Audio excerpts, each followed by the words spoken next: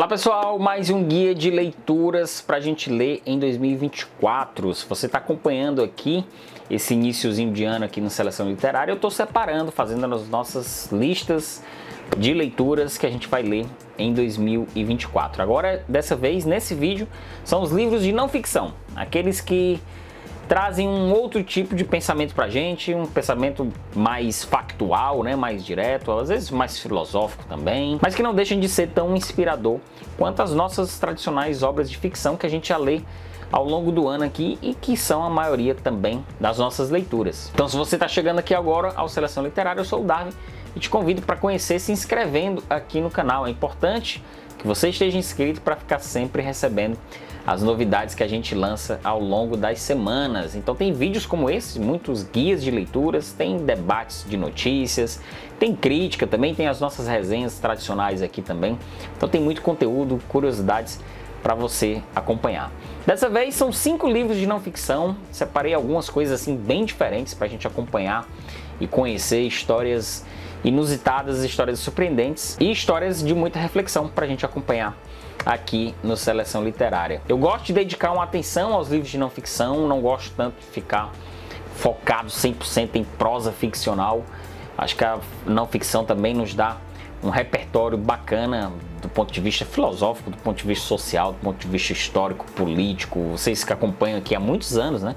A Seleção Literária começou em 2017, então vocês já podem ter um gostinho do que eu sempre trago aqui para essas dicas. Então pega o papel e a caneta e vem com a gente para a gente abrir a nossa lista aqui. Bora lá. Com o livro do Salman Rushdie, fazia um tempo que eu não li o Salman Rushdie, vou voltar a ler em 2024 com o Joseph Anton, o seu livro de memórias.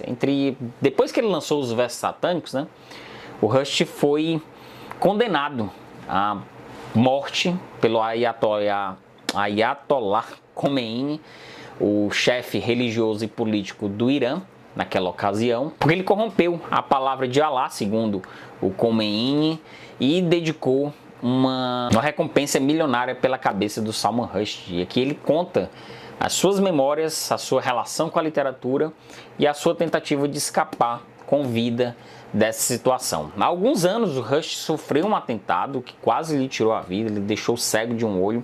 Então esse homem, esse escritor forçado à clandestinidade, ele tem essa vida marcada, inteiramente marcada, por conta da publicação de um romance. Estou lendo ainda o Lendo Lolita em Teherã e obviamente me veio a vontade de ler pela primeira vez um livro de memórias do Rushdie.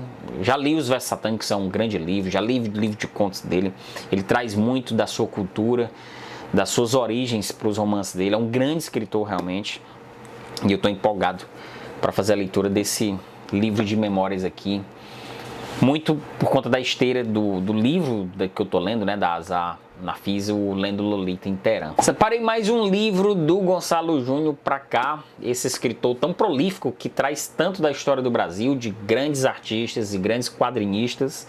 Aqui eu tenho A Guerra dos Gibis, que é um grande clássico das suas pesquisas, né, a formação do mercado editorial brasileiro e a censura dos quadrinhos de 1933 a 1964. Então, tudo que você pode imaginar sobre as relações políticas dessa novidade americana, surgida ali nos anos 30, que veio para o Brasil, o Gonçalo Júnior traz nessa história aqui, contando tanto os empolgados, né, os entusiastas dessa novidade, dessa nova linguagem que estava ali trazendo nos gibis, no cotidiano dos jornais, quanto também os críticos querendo censurar esse novo tipo de linguagem que estava emburrecendo, que estava empobrecendo intelectualmente a sociedade brasileira.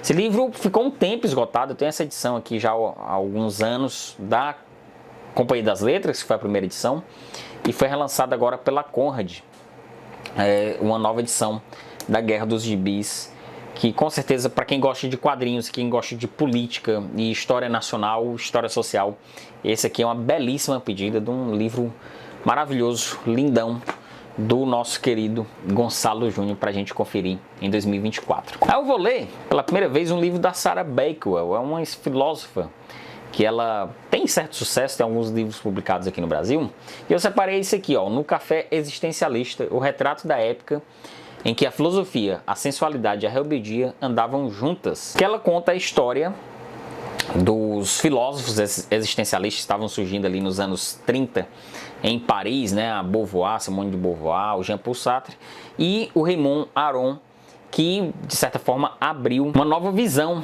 da filosofia, uma nova corrente filosófica muito importante para o século XX, que ela relata que nessa Paris, né, ela traz uma espécie de biografia dessas figuras, não só deles, mas do Camus, do Heidegger, circundados de movimentos que estavam acontecendo, movimentos sociais, movimentos culturais, uma nova visão de mundo que estava surgindo ali a partir daquele momento em Paris. E ela faz esse relato que todo mundo que leu, já conferiu, outras pessoas que leram esse livro aqui, gostam muito desse livro, contando a vida e a obra desses filósofos fundamentais do século XX, aqui no Café Existencialista. Tem também aqui a Biblioteca no Fim do Túnel, o leitor em seu tempo, do nosso querido camarada Rodrigo Casarim.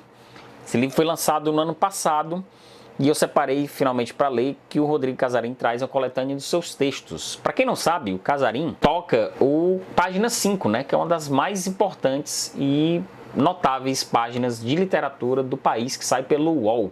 E também tem um podcast dele. Eu já falei algumas vezes aqui para você acompanhar o trabalho do Casarim do Página 5 no podcast e no blog dele. E aí ele reuniu alguns dos seus melhores textos nessa coletânea aqui, porque é muito interessante a visão, muito íntima, sabe? Ele tem uma memória muito afetiva sobre os livros.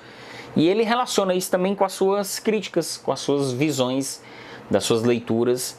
E é muito legal, é muito gostoso, dá uma proximidade muito boa da gente acompanhar, de enxergar a literatura que tem o Rodrigo Casarim. Então esse livro aqui, para quem gosta de livros, é o livro sobre livros ideal, que é aquele tipo de livro que você vai lendo e ticando e pegando dicas e anotando para fazer uma outra lista de leituras ainda mais infindável, como são geralmente, como tem características essas listas de leituras. Então tá aqui a Biblioteca no Fim do Túnel para a gente conferir, do nosso amigo Rodrigo Casarim. E esse livro, esse último aqui, para a gente fechar a nossa lista, me passou completamente despercebido, porque eu não sabia que tinha sido relançado.